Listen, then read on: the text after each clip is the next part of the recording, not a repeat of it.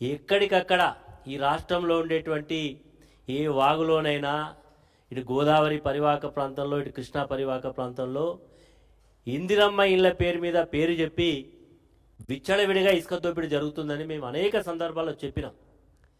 నిన్న మా నియోజకవర్గం టేకుమట్ల మండలంలో మా దగ్గర నుంచి వాగులు ప్రవహిస్తాయి, అందులో నుంచి ఇసుక తీసుకెళ్తా ఉన్నారని చెప్పి సాక్షాత్తు నేనే వెళ్ళి రోడ్డు మీద కూర్చొని ధర్నా చేసి అధికారుల దృష్టికి ఇసుక దోపిడీని ఆపాలే, విచ్చలవిడిగా దోపిడీ జరుగుతూ ఉన్నది, అధికార పార్టీ నాయకుల యొక్క డైరెక్షన్ మేరకు జరుగుతుందని చెప్పిన ప్రభుత్వం నుంచి ఎలాంటి చలన లేదు, అధికారుల నుంచి కూడా ఎలాంటి స్పందన లేదు. ఎమ్మెల్యేకు అక్కడ ఉండేటువంటి నాయకుల మధ్య వాళ్ళ యొక్క పంపకాల లావాదేవీలో వచ్చినటువంటి జరిగిన మరి తతంగంలో నిన్న కాంగ్రెస్ పార్టీకి సంబంధించినటువంటి మండలాధ్యక్షుడు నిన్న మరి రోడ్డు మీదకి వచ్చి ధర్నా చేయడం జరిగింది. అంటే ఎట్లా ఉన్నదంటే దొంగే దొంగ దొంగ అన్నట్టున్నది ఈరోజు.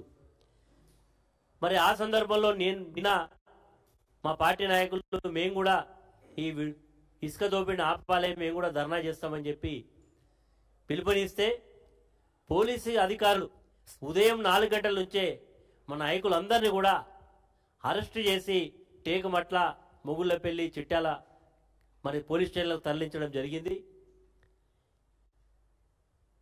మరి ఇప్పటికైనా ఈ రాష్ట్రంలో ప్రభుత్వం ఉన్నదా, లేదు మేము దోసుకొని తినడానికే ఉన్నాం, ఇసుక దోపిడీ చేస్తాం, మరి అదేవిధంగా సహజమైనటువంటి పద్ధతులు కొనసాగుతుందా?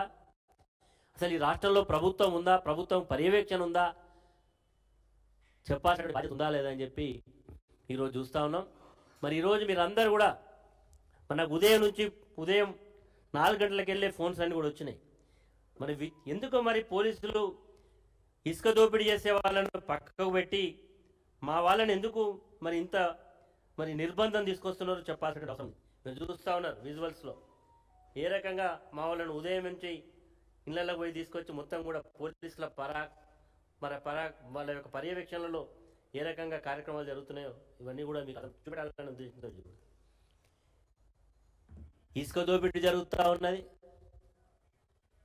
ఈరోజు ఇందిరమ్మ ఇళ్ళ కేటాయింపులలో అవినీతి, ఇందిరమ్మ ఇల్లు కేటాయింపులో మరి పేదరికంలో ఉండే వాళ్ళు మా పార్టీ కార్యకర్తలు అయితే కూడా వాళ్ళ యొక్క ఇండ్ల నుంచి పేరు తొలగించడం, ఇందిరమ్మ పేరు మీద ఇసుక దోపిడీ మీద డబ్బులు దండుకునేటువంటి కార్యక్రమం, ఇందిరమ్మ ఇల్లు కేటాయిస్తే కాంగ్రెస్ పార్టీ నాయకులు వారి దగ్గర ఎవరైతే లబ్ధిదారులరో వారి ద్వారా డబ్బులు తీసుకొని ఇవన్నీ జరుగుతూ ఉన్నాయి.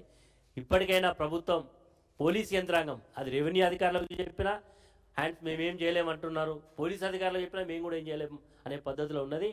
ఈరోజు మరి ఒక భూపాలపల్లి నియోజకవర్గమే కాదు, మొత్తం గోదావరి పరివాహక ప్రాంతంలో మొత్తం కూడా ఇసుక దోపిడీ జరుగుతూ ఉన్నది. ఇసుక పేరు మీద డబ్బులు దండుకునే కార్యక్రమాలు జరుగుతూ ఉన్నాయి. అనేక పుంకాలుగా మరి అనేకంగా మరి కథనాలు కూడా వస్తూ ఉన్నాయి ఇసుక దాని మీద. ఇగో నదుల్లో తోడెల్లా ఇసుక దోపిడీ ఒక పేపర్లో వచ్చింది. మరి ఇసుక దందాలో బ్యారేజ్ పేరు చెప్పి ఇసుక దోపిడీ, ఇసుక దందాలో మంత్రుల పాత్ర, ఇసుక స్కాండల్, మొత్తం ఇసుక అంతా కూడా చూస్తూ ఉన్నారు. ఇసుక ఎమ్మెల్యేల యొక్క ప్రోద్బలంతో ఏ రకంగా ఇసుక ర్యాలీలు జరుగుతాయి, ట్రాక్టర్ల యొక్క ర్యాలీలు జరుగుతూ ఉన్నాయి. మా టేకుమట్ల మండలంలో మీరు ఇప్పటికీ ఎవరైనా మీ మీడియా మిత్రులు మమ్మండి, వందల సంఖ్యలో ట్రాక్టర్లు లోడ్ అవుతా ఉన్నాయి. అవి తీసుకొచ్చి సురక్షితమైనటువంటి ప్రాంతంలో డంప్ చేసి అక్కడి నుంచి లారీలలో లోడ్ చేసి పంపిస్తూ ఉన్నారు. కాబట్టి తక్షణమే ఇసుక దోపిడీని ఆపాలి, లేకపోతే భవిష్యత్తులో ఇదే పద్ధతిలో కనుక ఇసుక దోపిడీ జరిగితే మా ప్రాంతం అంతా కూడా ఎడారి మయమై భూగర్భ జలాలు అడుగంటేటువంటి అవకాశం ఉండదని ఈ సందర్భంగా కోరుతా ఉన్నాం.